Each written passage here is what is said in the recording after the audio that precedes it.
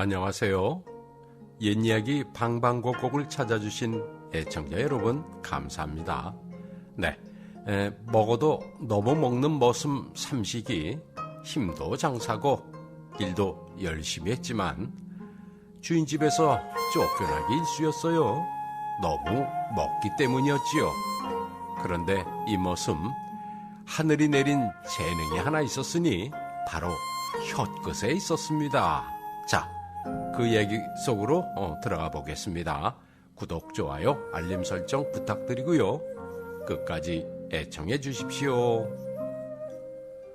조선 후기 강원도 깊은 산골 마을에 오삼식이라는 총각이 살고 있었습니다.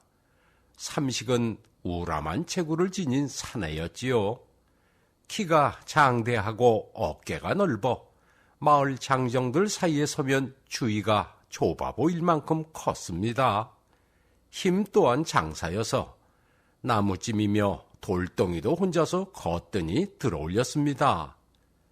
저 총각 덩치 하나는 끝내주네. 일은 믿고 맡겨도 되겠어. 처음 상식을 본 사람은 그렇게 말하곤 했습니다. 하지만 그 말 뒤에는 늘 한 가지 걱정이 따라붙었지요. 삼식은 유난히 밥을 많이 먹는 사내였습니다. 한 끼에 성인 남자 서너시 먹을 분량을 먹어치웠습니다.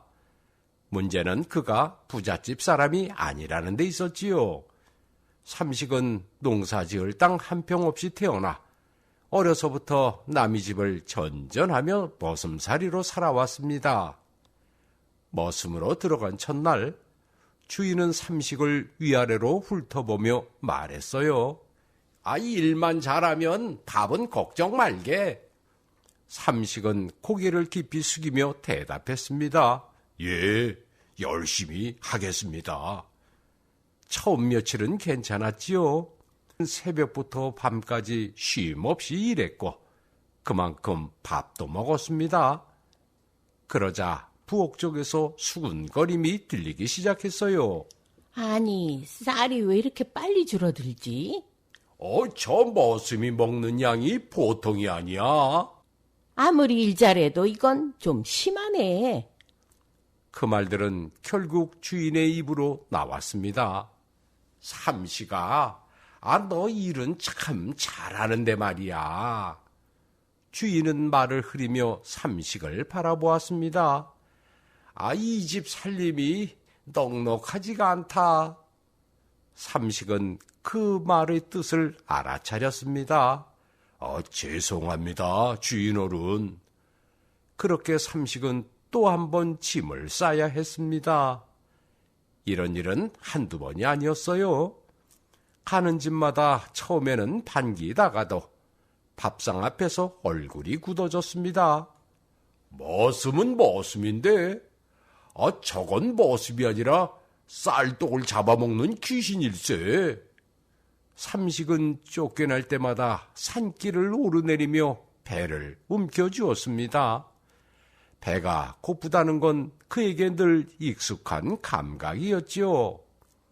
삼식이 맛에 유난히 밝아진 데에는 바로 이 배고픔이 있었습니다.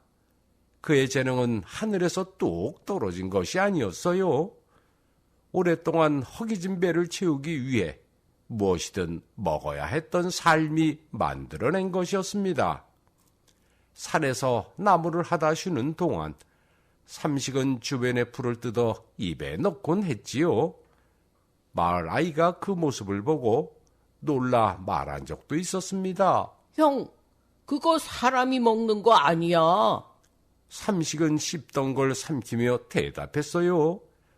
배고프면 먹을 수 있는 게 따로 없더라. 사람들이 먹지 않는 잡초, 향이 강해 외면받는 잎사귀도 삼식은 가리지 않았습니다. 나무를 하다 보면 도끼에 찍힌 나무 속껍질을 떼어 먹어보기도 했지요. 아니, 그걸 왜 먹어? 함께 나무하던 머슴이 물으면 삼식은 이렇게 말하곤 했습니다. 가만 씹어보면 다 이유가 있어. 배를 채우기 위해 시작한 일이었지만 그 경험은 쌓이고 또 쌓였습니다. 어떤 풀은 처음엔 거칠었지만 씹을수록 단맛이 돌았고, 어떤 잎은 생으로 먹기엔 부담스럽지만 물에 담갔다가 익히면 성질이 달라졌습니다. 삼식의 혀는 점점 예민해졌어요. 쓴맛과 떫은 맛, 신맛과 고소한 맛이 또렷하게 갈라지기 시작했지요. 그는 맛을 외운 것이 아니라 몸으로 익히고 있었습니다. 머슴살이를 하던 집에서 삼식은 종종 부엌으로 불려갔어요. 삼식아, 이 국 좀 먹어봐라. 그가 한 숟갈 떠먹고 말했습니다. 간이 조금 세네요. 물보다는 쌀뜨물 한 국자만 더 넣으면 좋겠어요. 말을 들은 마님이 그대로 하자 국맛은 한결 부드러워졌습니다. 이상하네. 마님은 고개를 갸웃하며 말했습니다. 같은 재료인데 왜 내가 손대면 다르지? 삼식은 쑥스럽게 웃으며 대답했습니다.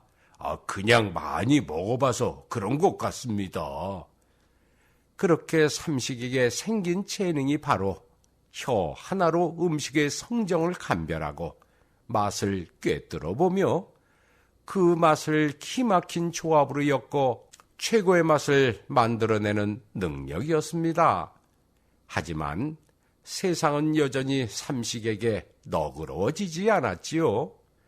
밥을 많이 먹는 머슴이라는 이유만으로 그는 자리를 옮겨 다녀야 했습니다. 그러던 어느 날 또다시 짐을 싸던 삼식에게 주인이 말했습니다. 삼식아, 네가 미워서가 아니다. 잠시 말을 멈춘 뒤 주인은 덧붙였습니다. 하지만 우리 형편으로는 감당이 안 되는구나. 삼식은 고개를 숙였습니다. 그동안 신세 많이 졌습니다. 그날 밤 삼식은 산자락에 앉아 달을 오래 바라보았습니다. 그리고 마음속으로 결심했지요. 이제는 남의 집 쌀떡을 두려워하며 살지 않겠다고 말입니다. 자기 혀와 손을 믿고 스스로 밥벌이를 하겠다고 다짐했어요. 삼식은 낡은 보따리 하나를 챙겼습니다. 곡물 몇 줌과 작은 칼, 그리고 숟가락 하나가 전부였습니다. 마을 어귀에서 누군가 물었습니다. 삼식아, 어디로 가는 거야? 삼식은 담담하게 대답했습니다. 사람들이 많은 데로요. 제 입으로 벌어먹을 수 있는 곳으로 가보려고요. 그렇게 오삼식은 산골을 내려오기 시작했습니다. 사람들이 모이고 재료가 모이는 곳을 향해 말이지요. 거의 발걸음은 무거웠지만 마음만은 천에 없이 단단했어요. 이제 삼식은 더 이상 배고픈 머슴이 아니라 맛으로 세상에 나갈 준비가 된 사내였습니다. 포구마을에 도착한 삼식은 가장 먼저 갯벌로 향했습니다. 사람들이 모이는 장터보다 일터가 먼저 눈에 들어왔기 때문입니다. 그곳에서는 새벽부터 어부들이 그물을 털어내고 있었어요. 그물에서 떨어져 나온 것들 가운데 어부들이 손도 대지 않고 갯바위 위로 던져버리는 것들이 보였습니다. 작고 껍질이 단단하며 손질하기 까다로운 것들이었지요. 바로 칠개였어요. 아유, 성가시게. 이런 것들이 또 걸렸네. 어부 하나가 인상을 찌푸리며 말했습니다. 작기도 하고 껍질만 단단해서 쓸모가 없어. 다른 어부가 팔로 차며 거들었습니다. 그물만 망치고 성가셔서 왔니? 어부들은 칠개를 거들떠보지도 않았습니다. 하지만 그 순간 삼식의 눈이 그쪽에 머물렀지요. 그는 칠개를 한 마리 집어들어 손바닥 위에 올려놓고 잠시 살폈습니다. 그리고 속으로 확신했습니다. 이 작은 몸 안에 바다의 맛이 고스란히 응축되어 있다는 것을 말입니다. 삼식은 어부에게 조심스럽게 물었어요. 아저씨, 이건 다 버리시는 겁니까? 어부는 삼식을 힐끗 보더니 손을 내저었습니다. 가져갈 거면 다 가져가게. 우린 신경 안 써. 그 말이 끝나자마자 삼식은 칠개를 모으기 시작했습니다. 하나둘이 아니라 수백 마리였습니다. 그 모습을 본 포구 사람들은 수군거리기 시작했지요. 저 큰 사내가 왜 저걸 줍지? 칠개를 어디다 쓰려고? 배가 고파서 먹으려고 하는 모양일세. 삼식은 그런 시선을 신경 쓰지 않았습니다. 그는 칠개를 바닷물로 여러 번 씻어낸 뒤 껍질째로 맷돌에 갈아냈습니다. 거친 껍질이 부서지며 특유의 바다 향이 올라왔습니다. 아니, 저걸 갈아? 먹을 생각인가 보네. 삼식은 갈아낸 칠개를 체에 걸러 끓는 물에 천천히 부었습니다. 거친 찌꺼기는 남기고 맑은 육수만 받았지요. 잠시 후 포구의 묘한 냄새가 퍼지기 시작했습니다. 비린내가 아니라 깊고 시원한 바다 향이었습니다. 한 어부가 코를 킁킁거리며 말했습니다. 냄새가 이상하네. 구수한 냄새가 나네 그려. 삼식은 그 육수에 갯쑥을 조금 넣었습니다. 갯쑥은 향이 강해 사람들이 잘 쓰지 않던 재료였어요. 쓴맛이 도는 탓에 대부분 외면했지요. 하지만 삼식은 알고 있었습니다. 이 쓴 기운이 칠개의 비린맛을 누르고 감칠맛을 끌어올린다는 것을 말입니다. 이렇게 해서 완성된 것이 칠개와 갯쑥으로 끓여낸 해물죽이었습니다. 삼식은 포구시장 한쪽에 자리를 잡았어요. 크게 벌리지도 않았습니다. 그저 작은 솥을 걸고 조용히 죽을 끓였지요. 처음에는 아무도 다가오지 않았습니다. 재료가 낯설었고 삼식의 덩치도 사람들을 주춤하게 만들었지요. 저런 걸로 돈을 벌겠다는 거야? 칠개로 죽을 끓인다고? 하지만 한참을 망설이던 늙은 어부 하나가 다가왔습니다. 그거 한 그릇만 줘보게. 어부는 반신반의하며 숟가락을 들었습니다. 그리고 한 입 떠먹었습니다. 말이 없었어요. 잠시 후 어부는 다시 한 숟가락을 떠먹었습니다. 그리고 고개를 들며 말했습니다. 이건 처음 먹어보는 맛이래. 잠시 숨을 고른 뒤 그는 웃으며 덧붙였습니다. 시원하면서 고소하고 속이 편하네. 그 어부는 그릇을 깨끗이 비웠습니다. 그 모습이 신호가 되었어요. 사람들이 하나둘 모여들기 시작했습니다. 이거 정말 맛있네. 나도 한 그릇 줘봐요. 소문은 삽시간에 퍼졌습니다. 값은 서민들이 부담 없이 먹을 수 있을 만큼이었지만 맛은 그 누구도 얕잡아 볼 수 없었습니다. 그날 삼식은 경상도 포구에서 처음으로 돈을 손에 쥐었습니다. 삼식은 그 자리에 머무르지 않았습니다. 다음 목적지는 전라도의 너른 평야였어요. 그는 단순히 돈을 벌고 싶었던 것이 아니었습니다. 사람들이 외면하는 재료에도 분명한 쓰임이 있다는 것을 보여주고 싶었지요. 전라도 장터에 도착한 삼식은 논밭 주변의 흔한 풀들에 눈길을 주었습니다. 농부들이 잡초라며 뽑아버리는 질경이와 쇠 비름이었어요. 아, 그걸 왜 보시오? 농부 하나가 묻자 삼식은 담담하게 대답했습니다. 아, 먹을 수 있어서요. 삼식은 질경이와 새비름을 데쳐 잘게 다졌습니다. 그리고 토토리를 갈아 만든 가루를 섞어 만두소를 만들었지요. 만두피는 밀가루 대신 보리가루를 섞어 빚었습니다. 겉모습은 투박했지만 속은 단단하고 알찼어요. 풀로 만두를 만든다고? 사람들은 고개를 저었습니다. 하지만 삼식이 먼저 만두를 한 입 베어 물었습니다. 그 모습을 보고 사람들 하나둘 따라했습니다. 이게 생각보다 괜찮네? 질경이는 부드럽고 쇠비름은 아삭한 게 맛이 좋아. 도토리의 구수한 맛이 어우러지자 사람들의 표정이 달라졌지요. 그날 전라도 장터에서도 삼식의 음식은 큰 인기를 끌었습니다.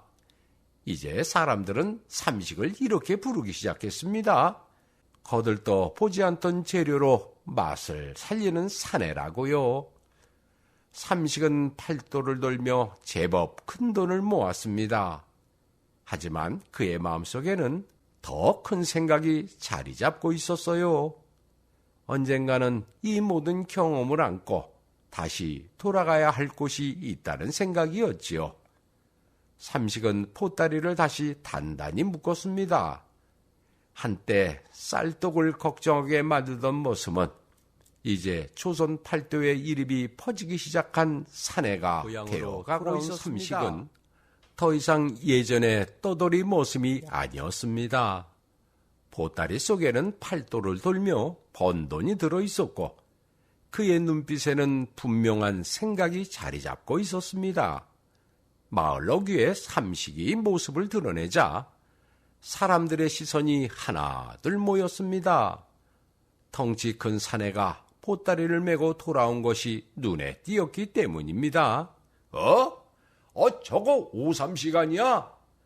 밥 많이 먹어서 쫓겨났던 그 총각 말이야? 삼식이 가장 먼저 향한 곳은 마을 입구의 낡은 주막이었습니다. 주막은 주인이 늙고 병들어 곧 문을 닫을 처지에 놓여 있었지요. 삼식은 값을 치르고 주막을 인수했습니다. 삼식은 주막 이름을 새로 붙이지 않았습니다. 그저 사람들이 부르기 쉬운 대로 삼식네 캥죽집이라 불리게 두었지요. 삼식은 주막 안에 큰 무쇠 가마솥을 들여 놓았습니다. 음식 종류는 많지 않았습니다.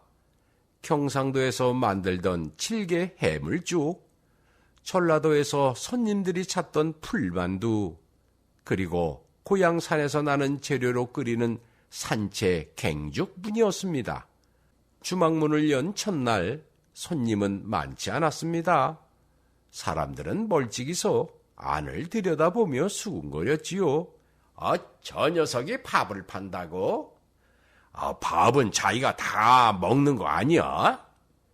그러다 일하러 나온 품꾼 하나가 문을 열고 들어왔습니다. 값은 얼마요? 삼식은 조용히 말했습니다. 부담 안 되게 받습니다. 품꾼은 캥죽 한 그릇을 받아들고 숟가락을 들었습니다. 한 숟가락, 두 숟가락, 그리고 고개를 들며 말했습니다. 이 죽맛이 그만인데? 비싸게 받아도 되겠는걸? 맛있으면 그걸로 됐습니다. 그날 이후 주막에는 조금씩 사람들이 들어오기 시작했습니다. 멀리서 일부러 찾아오는 사람은 없었지만 일 끝난 뒤 허기잼배를 안고 들어오는 이들이 늘어났지요. 오늘은 집에서 안 해 먹어도 되겠네. 값이 싸서 좋다. 양도 많고 말이야. 한 그릇 먹고 가기엔 딱이야. 삼식의 주막은 마을을 바꾼 것은 아니었습니다. 다만 조용하던 마을에 값싸게 한 끼 해결할 곳이 하나 생긴 것뿐이었지요. 하지만 그 사실만으로도 사람들은 만족했습니다. 삼식은 하루 종일 가마솥 앞에 섰습니다.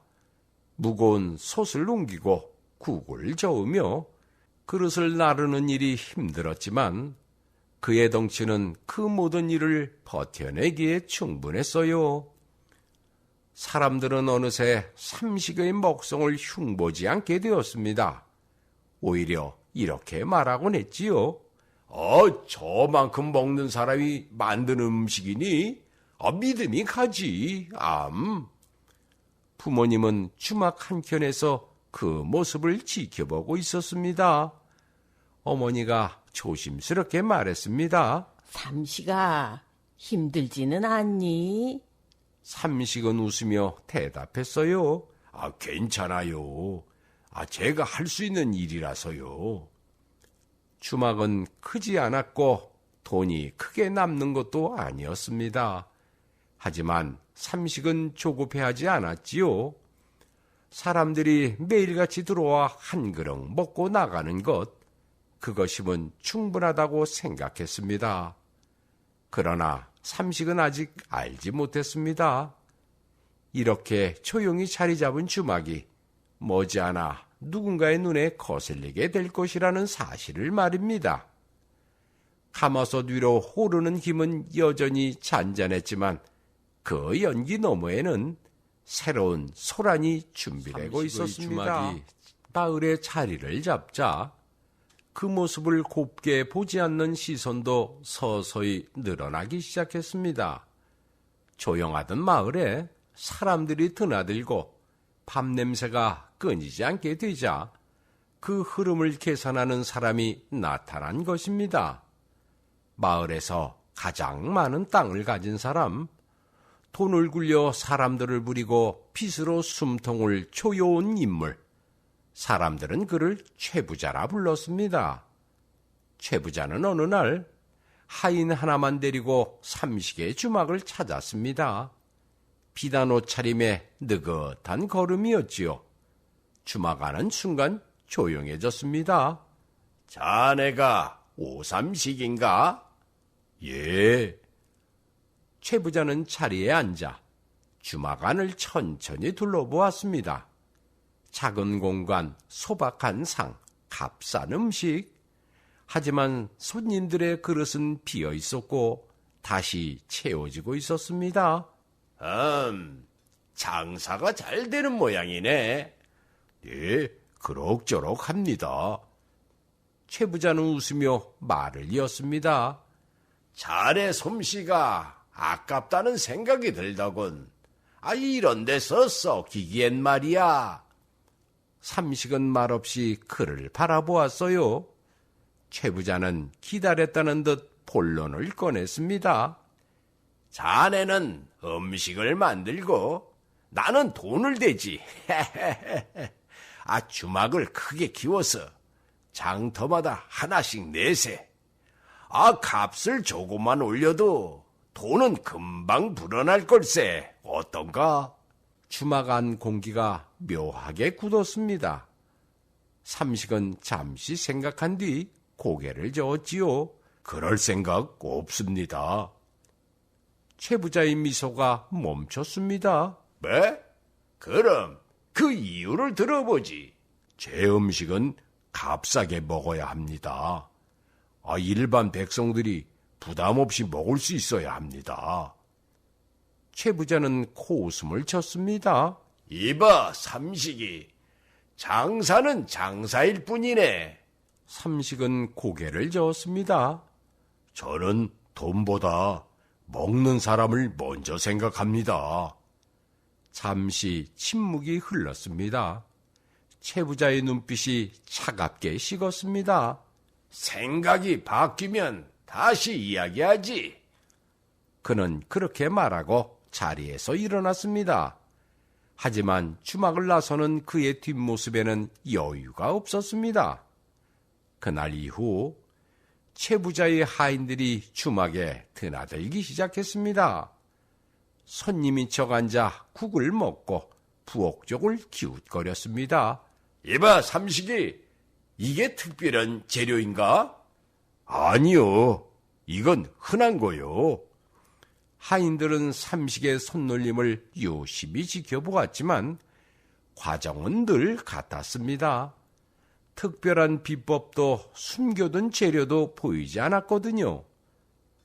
놈이 우릴 속이는 게 틀림없습니다. 하인의 보고를 들은 최 부자는 얼굴을 굳혔습니다. 좋게 말해서 안 되면 다른 방법이 있지. 어느 날 밤 주막문이 거칠게 열렸습니다. 술기운이 오른 사내 서너 명이 비틀거리며 들어섰습니다. 손님들이 숟가락을 든 채 굳어버렸습니다. 이봐, 오늘까지만 장사해. 내일부터는 여기 못 연다. 알겠느냐? 사내 하나가 일부러 상을 밀쳤고 그릇이 덜컹 소리를 냈습니다. 또 다른 사내는 가마솥 쪽으로 다가가 팔을 들었습니다. 이 솥부터 부셔볼까? 그 순간 삼식이 가마솥 앞에서 천천히 몸을 돌렸습니다. 그의 눈빛이 완전히 달라져 있었지요. 손님들이 안에 계십니다. 삼식의 목소리는 낮았지만 단단했습니다. 나가서 이야기하시죠. 사내가 비웃으며 말했습니다. 어린 손님이 아니고 뭐냐 이놈아. 그리고 그대로 솥을 향해 발을 내질렀습니다. 그 다음은 순식간이었습니다. 삼식의 손이 사내의 멱살을 움켜쥐었지요. 술에 취한 몸이 허공으로 들려 올려졌고 곧바로 마루 밖으로 내던져졌습니다. 쾅! 둔탁한 소리가 밤공기를 갈랐습니다. 아니, 이 겁없는 놈이! 다른 사내들이 달려들려 했지만 삼식은 이미 무쇠 국자를 손에 들고 있었습니다. 여긴 밥 먹는 것이요. 그는 한 발 앞으로 나섰습니다. 사람들 먹을 걸 부시려고 들면 그땐 가만두지 않겠소. 사내들은 더 다가오지 못했습니다. 삼식의 덩치와 흔들림 없는 눈빛이 말보다 먼저 다가왔기 때문이었지요. 결국 그들은 욕설을 남기고 물러났습니다. 하지만 최 부자는 멈추지 않았습니다. 이번에는 재료를 끊는 방법을 택했습니다. 그 산자락은 이제 내 땅이다. 다시는 발 들이지 마라. 삼식이 다니던 길목마다 하인들이 섰습니다. 이봐, 삼식이. 우리 주인어른 말씀 못 들었느냐? 여긴 주인어른 땅이니 얼씬도 말아라. 이 사실은 곧 마을에 퍼졌습니다.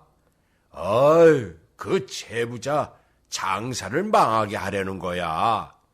아니, 조용히 밥만 파는데 무슨 원수가 줬다고 나 참.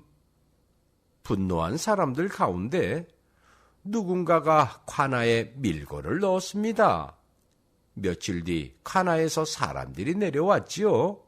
땅 문서, 빚 장부, 고리 이자 기록이 하나둘 드러났습니다. 생업 방해, 부당한 토지 점유, 고리 대금. 조사는 길지 않았어요. 증언이 너무 많았기 때문입니다. 결국 최 부자는 포승줄에 묶여 끌려갔지요. 마을 사람들은 웃으며 그 모습을 지켜보았습니다. 그날도 삼식은 주막불을 지폈습니다. 막혔던 산길은 다시 열렸고 재료도 다시 구할 수 있게 되었습니다. 관아에 끌려간 뒤 삼식의 주막은 다시 조용해졌지요. 사람들은 값싸게 한 끼를 해결할 수 있다는 사실에 마음을 놓고 있었습니다. 하지만 삼식을 곱게 보지 않는 시선이 완전히 사라진 것은 아니었습니다.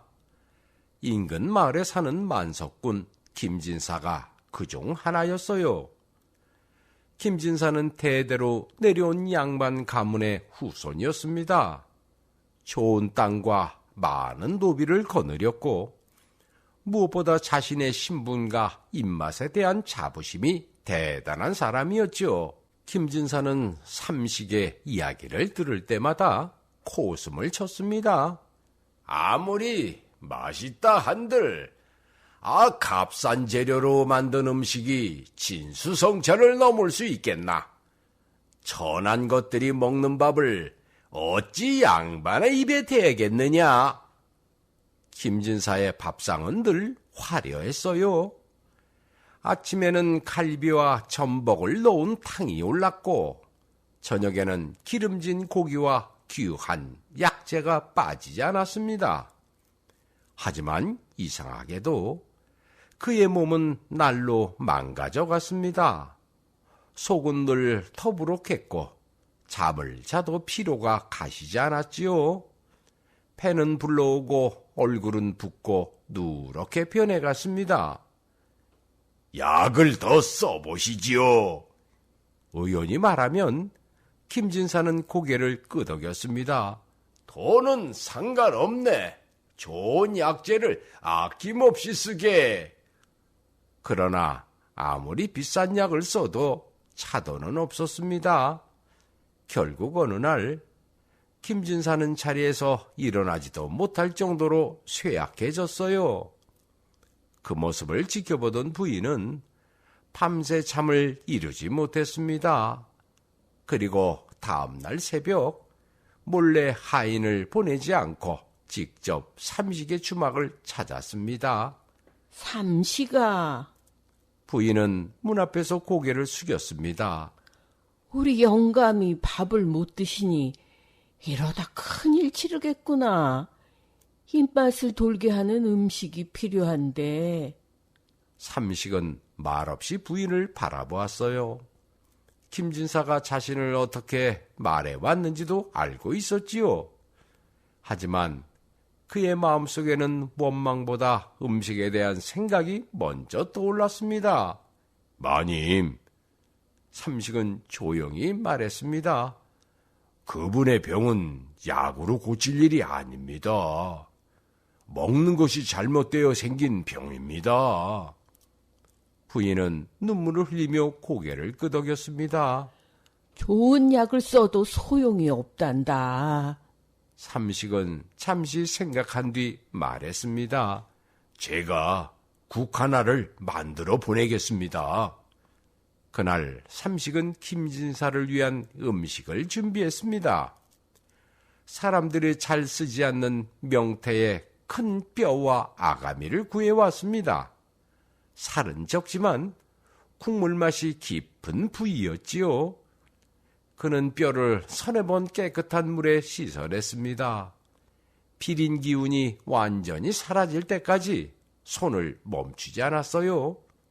그리고 커다란 가마솥에 놓고 불을 올렸습니다. 첫날은 불을 세게 하여 속에 진액을 뽑아냈고 둘째 날에는 불을 약하게 하여 국물이 스스로 풀어지게 했으며 셋째 날에는 콩을 만들고 남은 비지와 잡곡을 빻고 남은 껍질을 곱게 갈아 넣었습니다. 마지막으로 속료를 가라앉히는 황기와 사람들이 잘 쓰지 않는 인삼의 잔뿌리를 더했지요. 삼식은 그 잔뿌리가 오히려 몸에 부담이 덜하다는 것을 알고 있었습니다. 사흘 뒤 국은 우윳빛처럼 맑고 고요해졌습니다. 기름진 냄새는 없었고 은은한 곡물 향이 퍼졌지요. 김진사는 처음 국을 보고 얼굴을 찌푸렸습니다. 대체 이게 뭐냐? 냄새부터 낯설군. 하지만 며칠째 아무것도 먹지 못한 그는 부인의 간곡한 말에 마지못해 숟가락을 들었습니다. 한 숟가락 그리고 또 한 숟가락. 김진사의 손이 멈췄습니다. 이건... 그는 천천히 숨을 내쉬었습니다. 기름진 맛이 아니군. 속으로 스며드는 것 같은 깊은 맛이야. 그는 결국 그릇을 비웠습니다. 그날 밤 김진사는 오랜만에 깊은 잠을 잤습니다. 어느 날 아침 그는 스스로 일어나 앉았습니다. 붓기는 조금 가라앉아 있었고 얼굴빛도 달라져 있었습니다. 김진사는 곧바로 사람을 보내 삼식을 불렀습니다. 그리고 삼식이를 천천히 바라보았지요. 삼식아, 내가 잘못 살아왔구나. 나는 귀한 재료만이 가치 있다고 믿었지. 그는 고개를 들며 말했습니다. 자네 음식은 사람을 살리는 특별한 음식이더군. 내 오만함을 용서해주게. 이 일은 마을에 큰 충격을 주었습니다. 늘 거만하던 양반이 한때 머슴살이를 하던 사내에게 고개를 숙인 것이기 때문이었어요. 김진사는 말로만 사과하지 않았습니다. 그는 삼식에게 넓은 돈밭을 주었지요. 이 땅을 쓰게 자네가 생각하는 음식을 더 많은 사람들에게 먹을 수 있도록 말일세. 삼식은 그 땅을 받았습니다. 하지만 그는 그곳에 귀한 작물을 심지 않았어요. 대신 잘 자라지만 값이 낮아 외면받던 곡식들을 심었습니다. 그의 생각은 변하지 않았습니다. 사람들이 거들떠 보지 않는 것들에도 분명 쓰임이 있다는 믿음이 있었기 때문이었지요. 그리고 그 믿음은 이제 한 마을을 넘어 더 먼 곳을 향해 나아갈 준비를 하고 있었습니다. 눈에 띄게 회복되었다는 이야기는 삽시간에 팔도로 퍼져나갔습니다. 한때 자리에 눕기조차 힘들던 양반이 멀쩡히 걸어 다닌다는 소문은 사람들의 입을 타고 빠르게 번져갔지요. 아, 삼식네 음식을 먹고 병이 났다더라. 아, 속이 망가진 양반을 살려냈다니. 아, 그게 보통 솜씨겠나? 사람들은 더 이상 삼식을 단순한 요리사로만 보지 않았어요. 그의 음식에는 몸을 편안하게 하고 기운을 되돌리는 힘이 있다는 말까지 돌기 시작했습니다. 삼식 음식을 먹으면 오래 앓던 속병이 가라앉는다는구먼. 의원보다 낫다는 말도 있다던데요. 소문이 커질수록 삼식의 주막을 찾는 발걸음도 늘어났습니다. 먼 고을에서 일부러 찾아오는 사람들도 생겨났지요. 하지만 명성이 높아질수록 그것을 못마땅하게 여기는 이도 나타나는 법이었습니다. 어느 날 주막 앞에 낯선 행렬이 멈춰섰습니다. 말쑥한 차림의 하인들 사이로 화려한 옷차림의 중년 여인이 모습을 드러냈습니다. 그의 걸음에는 꺼리낌이 없었고 고개는 자연스레 치켜 올라가 있었지요. 그는 궁궐 소주방을 맡고 있는 박상궁이었습니다. 임금의 수라상을 책임지는 인물이라는 사실만으로도 주막 안의 공기는 단숨에 굳어버렸습니다. 여기가 그 소문난 삼식의 주막이로군. 박상궁의 목소리에는 냉기가 서려 있었습니다. 삼식은 가마솥 앞에서 물러나와 정중히 고개를 숙였습니다. 멀리서 오셨습니다. 무엇을 드시겠습니까? 박상궁은 자리에 앉으며 말했습니다. 소문이 자자해 직접 보러 왔네. 가장 자신 있는 음식을 내어오게. 삼식은 잠시 생각한 뒤 자신이 가장 공기력 끓인 갱죽을 준비했습니다. 오래 우려낸 뼈 국물과 곡물, 그리고 국맛을 정리해주는 장을 곁들인 음식이었지요. 박상국은 숟가락을 들어 갱죽을 한 숟가락 떠먹었습니다. 아주 잠깐 그의 얼굴에 미묘한 변화가 스쳤습니다. 예상보다 훨씬 깊은 맛이었기 때문이었지요. 하지만 그는 곧 표정을 감추고 숟가락을 내려놓았습니다. 이것이 그토록 소문난 음식이란 말인가? 박상공은 차갑게 말을 이었습니다. 음식이라는 것은 좋은 재료와 정교한 솜씨가 더해져야 비로소 귀해지는 법일세.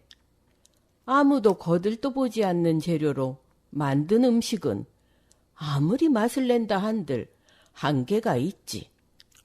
주마간이 순간 조용해졌습니다. 박상공은 말을 멈추지 않았습니다. 나는 30년 동안 임금님의 수라상을 책임져 왔다네.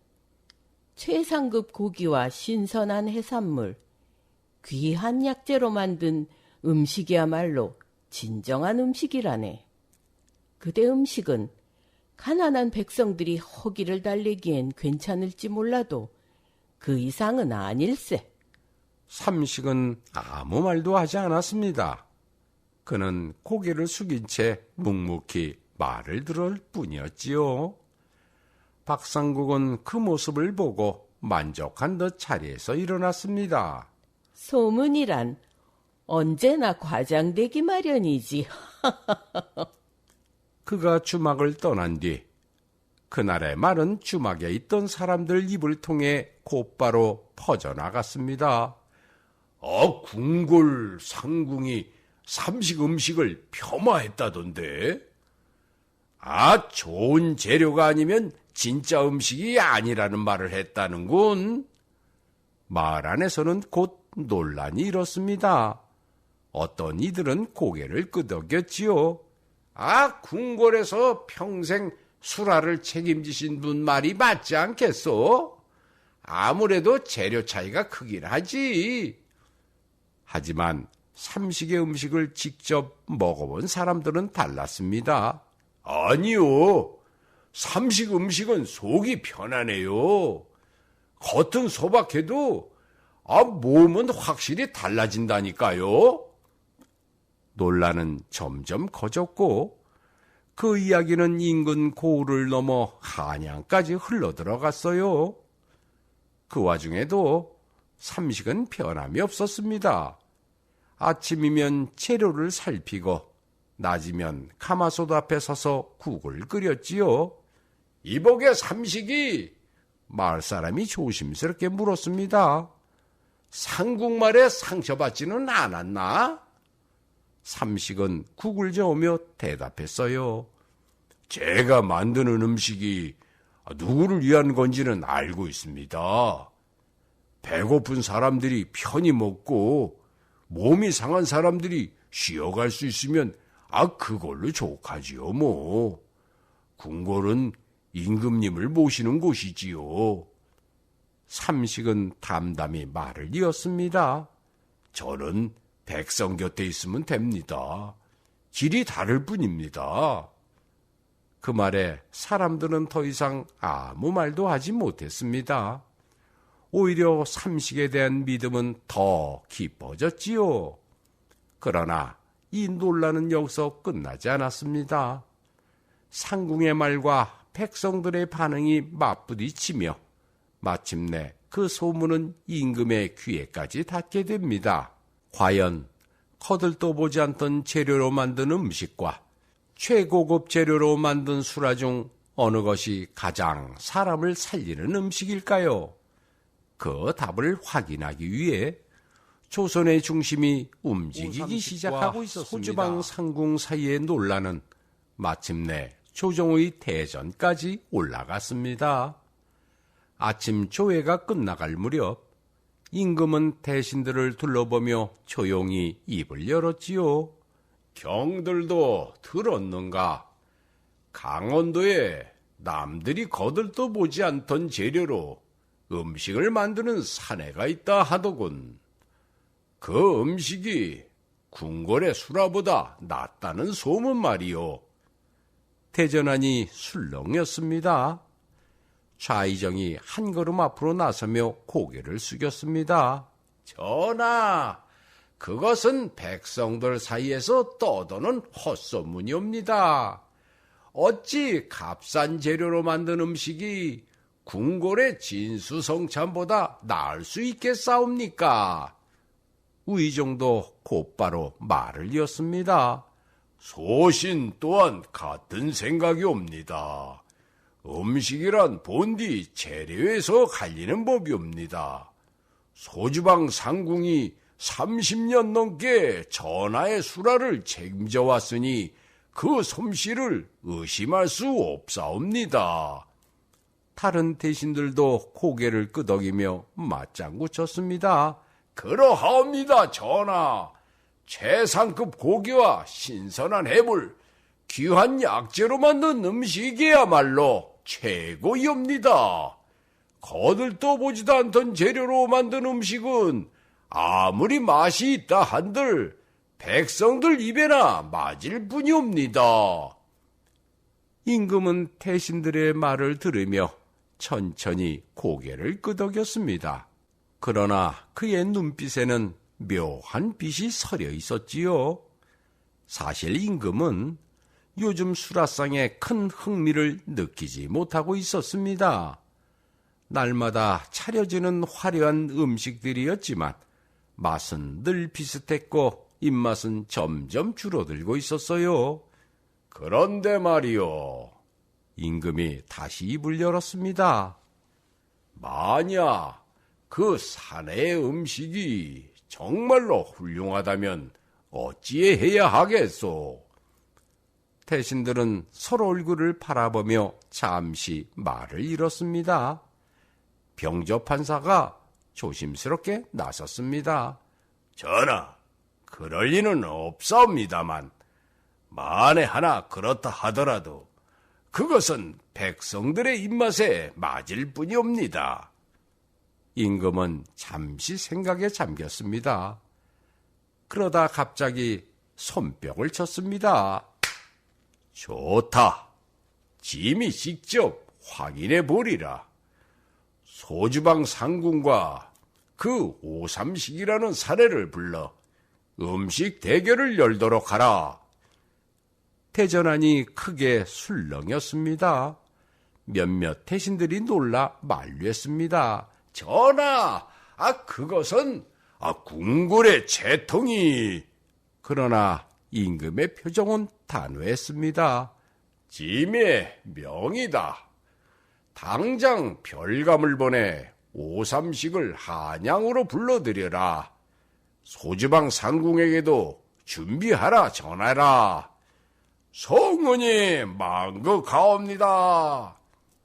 대신들은 더 이상 말을 잇지 못하고 고개를 숙였습니다. 며칠 뒤 임금의 별감이 강원도 삼식의 주막에 도착했지요. 조상 전하의 어명이시다. 오삼식은 즉시 한양으로 올라와 음식 대결에 참여하라. 주마가는 순식간에 술렁거렸습니다. 사람들은 삼식을 바라보며 걱정스러운 눈빛을 보냈어요. 삼식아, 궁궐 상궁과 대결이라니. 이건 너무 위험한 일 아니냐? 거절할 수는 없겠느냐? 삼식은 잠시 사람들을 바라보다가 고개를 끄덕였습니다. 임금님의 명이라면 따르는 게 옳지요. 그리고 저는 제가 해온 음식을 그대로 내놓을 뿐입니다. 삼식은 곧바로 준비에 들어갔습니다. 늘 쓰던 무쇠 가마솥과 국자를 챙기고 산과들에서 익숙하게 다루던 재료들을 보자기에 쌌습니다. 그래도 궁궐에 가는데 좀 더 좋은 재료를 가져가야 하지 않겠느냐? 사람들은 걱정스레 말했지만 삼식은 고개를 저었습니다. 아니요. 제가 늘 쏜 재료로 하겠습니다. 그게 제 음식이니까요. 삼식은 부모님께 인사를 올렸습니다. 얘야, 몸 조심하거라.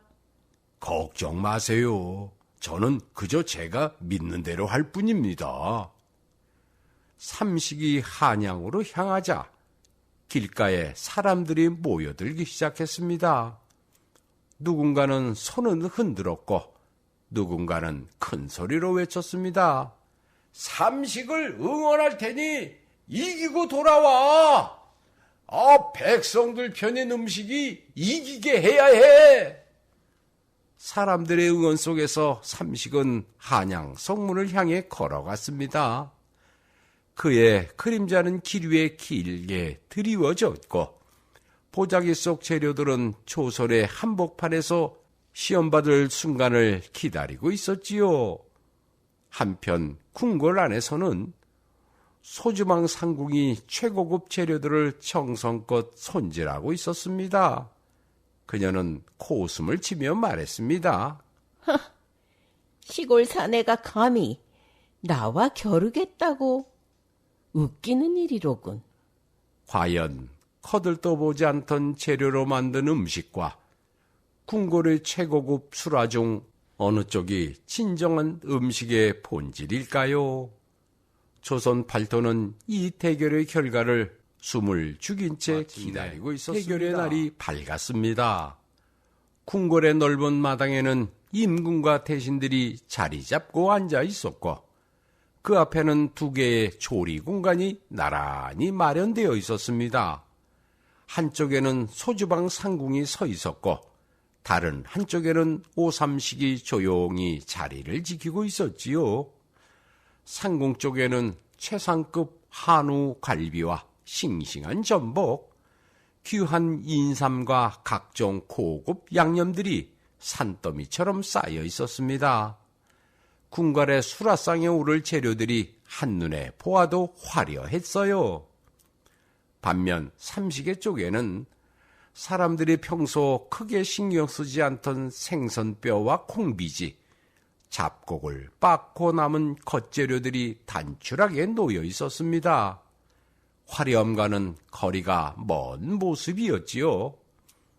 이를 지켜보던 대신들 사이에서 낮은 수군거림이 흘러나왔습니다. 저거 보게. 재료만 봐도 승부는 이미 난 것 아니겠는가? 저런 것으로 어찌 궁중 음식을 만든단 말인가? 그거 참... 임금이 엄숙한 목소리로 입을 열었습니다. 오늘 대결은 공정하게 진행하겠노라.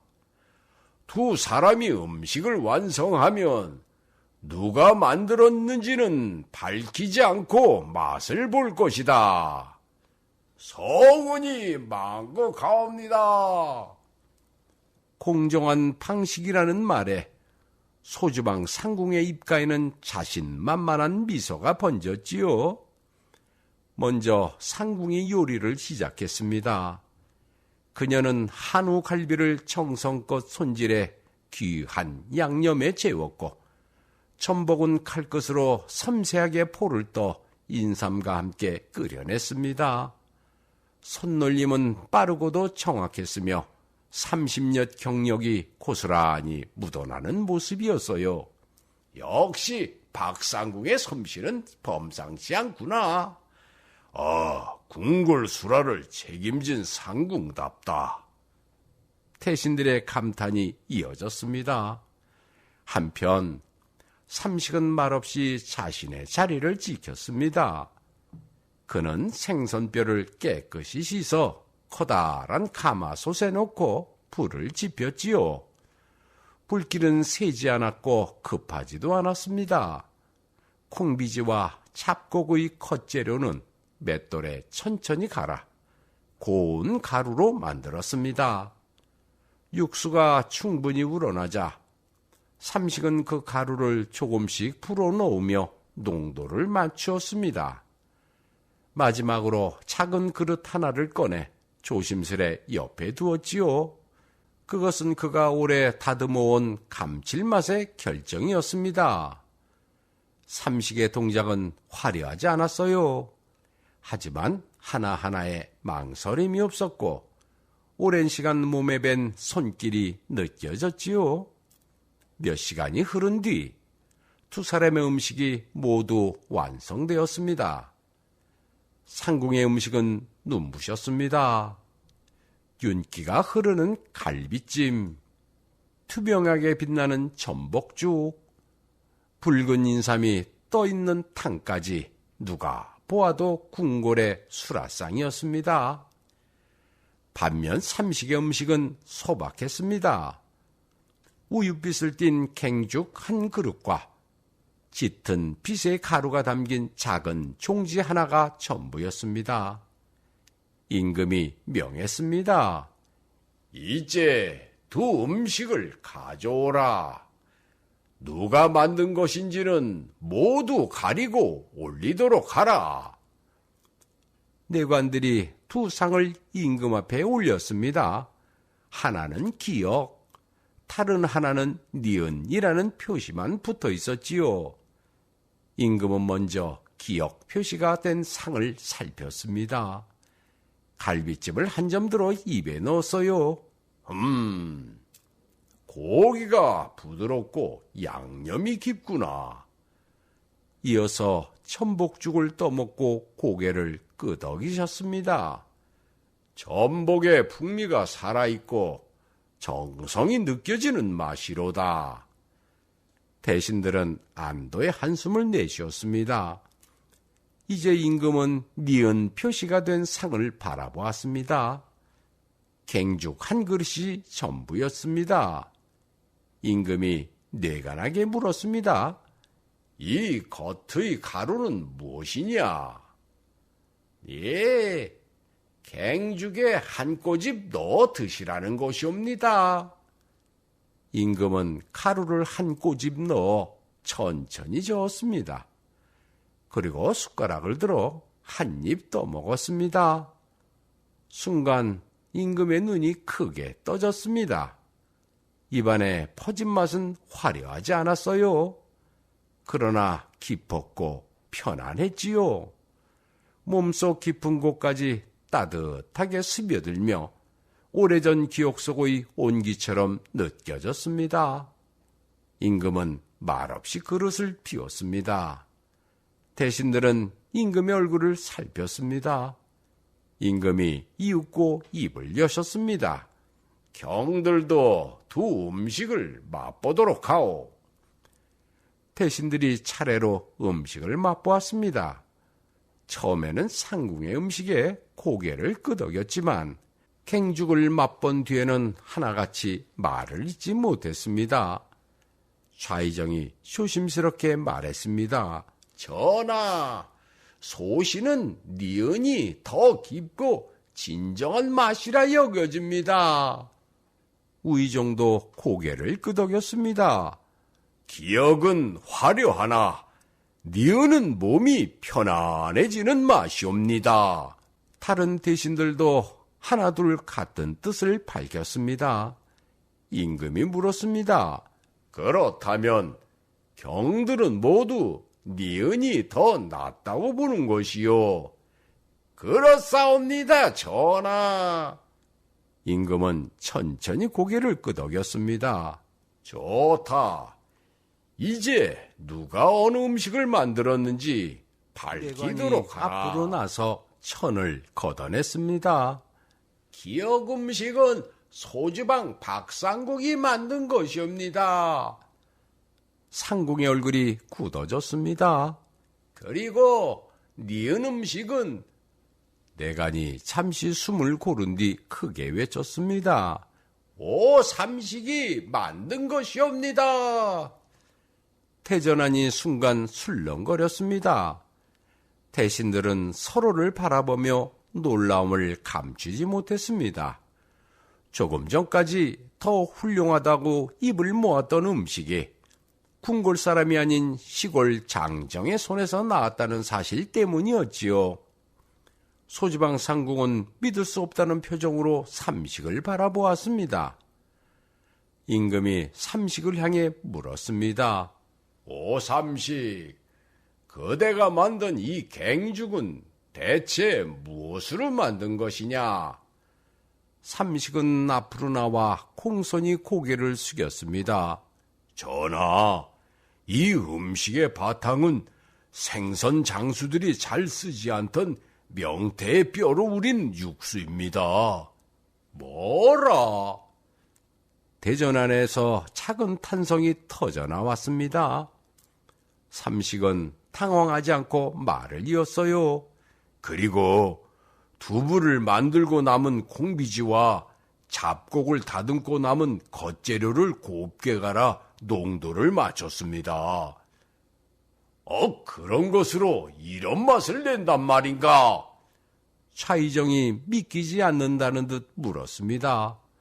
삼식은 작은 종지를 가리켰습니다. 이 가루는 멸치를 손질하고 남은 부분을 천천히 덮고 만든 것입니다. 많이 쓰이진 않지만 맛을 모아주기에 충분합니다. 그것은 보통 거름으로나 쓰는 것이 아니냐? 병조 판서가 놀라 소리쳤습니다. 태전하는 충격에 잠겼지요. 임금 역시 잠시 말을 잇지 못했습니다. 짐이 느낀 그 깊고 편안한 맛이 모두 그런 재료에서 나온 것이란 말이냐? 삼식은 고개를 숙인 채 조용히 대답했습니다.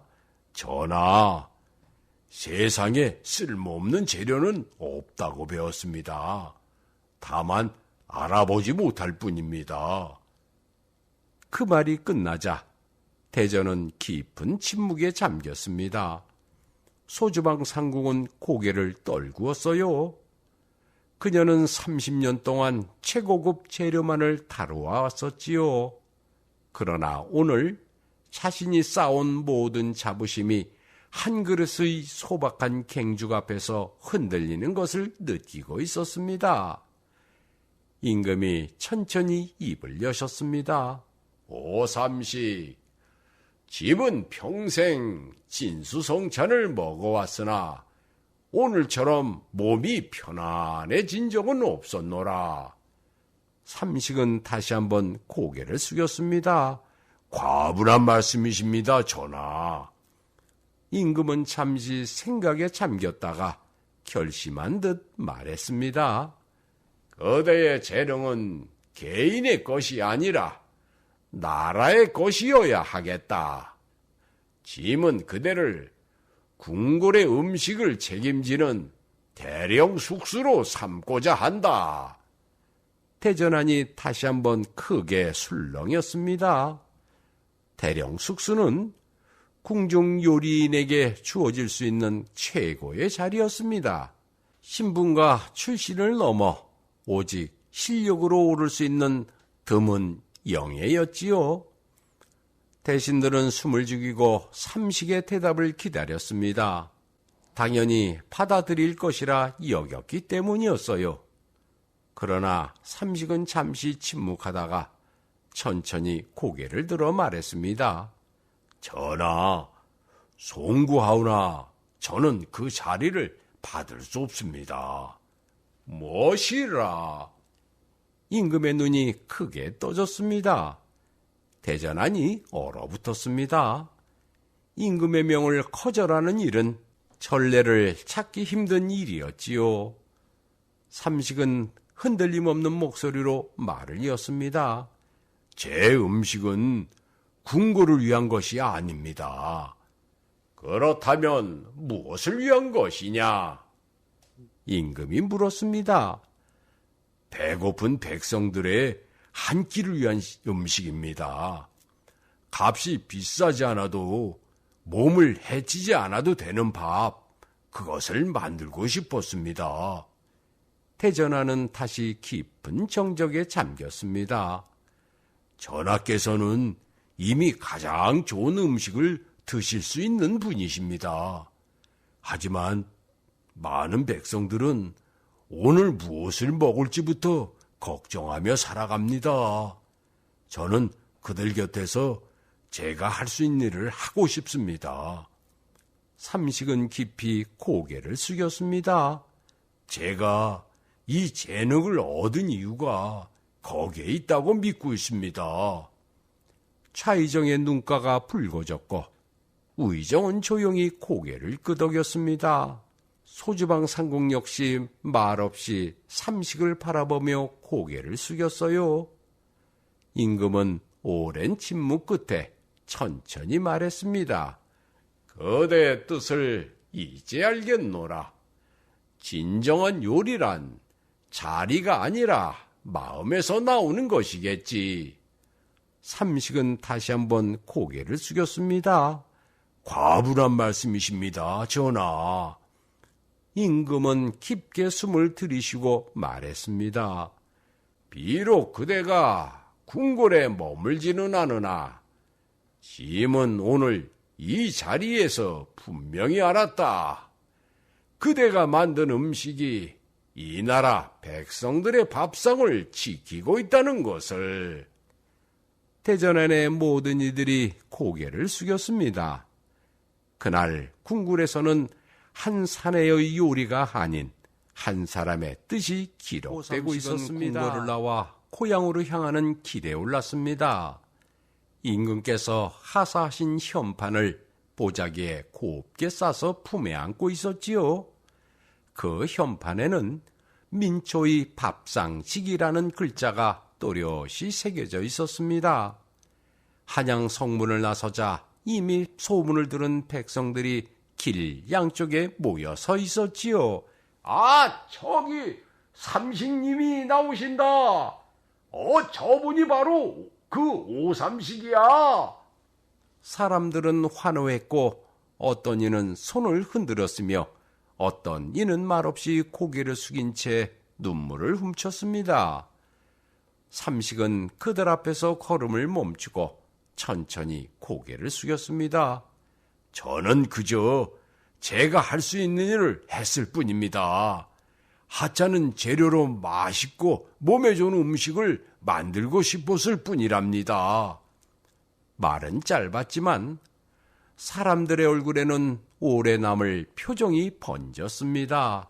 삼식이의 발걸음은 가벼웠습니다. 궁궐의 화려한 수락관보다 사람들 곁에서 연기 오르는 가마솥 앞이 자신이 있어야 할 자리라는 확신이 들었기 때문입니다. 고향 마을 오기에 이르자 마을 사람들이 이미 그를 기다리고 있었지요. 삼식이 돌아왔다! 부모님은 사람들 사이를 헤치고 나와 삼식을 끌어안았습니다. 임금님 제안을 거절했다던데 정말 괜찮은 것이냐? 아버지의 물음에 삼식은 미소를 지으며 고개를 끄덕였습니다. 괜찮습니다. 아니, 이제야 제자리를 찾은 것 같습니다. 제자리는 여기입니다. 사람들 밥상 옆이지요. 삼식은 임금께서 하사하신 현판을 주막 입구에 직접 걸었습니다. 햇빛을 받은 글자가 조용히 빛났습니다. 그날 이후 삼식은 다시 가마솥 앞에 섰습니다. 늘 그렇듯 사람들이 크게 신경 쓰지 않던 재료들이 그를 기다리고 있었습니다. 생선의 뼈, 콩비지, 잡곡의 겉재료, 산과 들에서 얻은 것들. 삼식은 불을 지피며 혼잣말처럼 말했습니다. 이제 누구의 간섭 없이 내가 고른 재료로 마음 놓고 음식을 만들 수 있겠구나. 주막에는 다시 사람들이 모여들었습니다.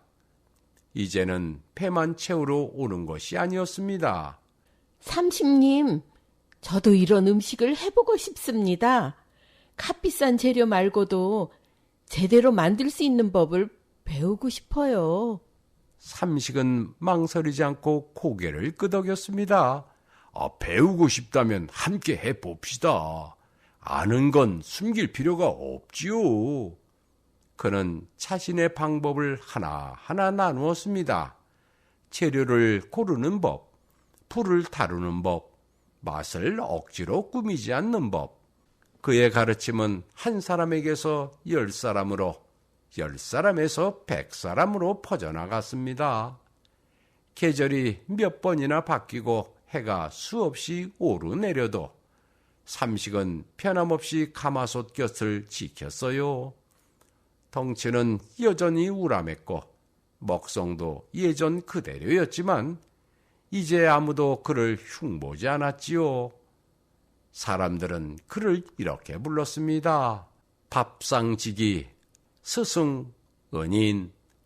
어느 날 소주방 박상궁이 조용히 주막을 찾았습니다. 예전에 커만함은 온데간데 없었습니다. 삼식님, 제가 많이 배웠소. 음식은 재료의 값이 아니라 사람을 향한 마음이라는 걸요. 상궁은 깊이 고개를 숙였습니다. 삼식은 그녀를 일으켜 세우며 말했습니다. 각자의 자리가 있는 법이지요. 상궁마마는 임금님 곁을 지키시고 저는 여기서 사람들 밥을 지키면 됩니다. 세월이 흘러 삼식의 머리에도 서서히 흰빛이 내려앉았습니다. 그러나 가마솥의 불은 여전히 꺼지지 않았습니다. 그에게서 배운 이들이 팔도 곳곳에서 작은 주막을 열었고 모두 같은 마음으로 음식을 만들었습니다. 삼식의 마지막 날이 가까워질 때 그는 가마솥 앞에 앉아 조용히 말했습니다. 세상에 쓸모없는 것은 없습니다. 제자리를 찾지 못했을 뿐이지요. 그 말이 오삼식이 세상에 남긴 마지막 말이었습니다. 그가 떠난 뒤에도 그의 이야기는 사라지지 않았습니다. 사람들은 여전히 남들이 지나치던 재료로 밥을 짓고 서로의 밥상을 지켜주었습니다. 오삼식의 가마솥은 언젠가 식었지만 그가 남긴 마음은 지금도 누군가의 부엌에서 조용히 불을 밝히고 있습니다.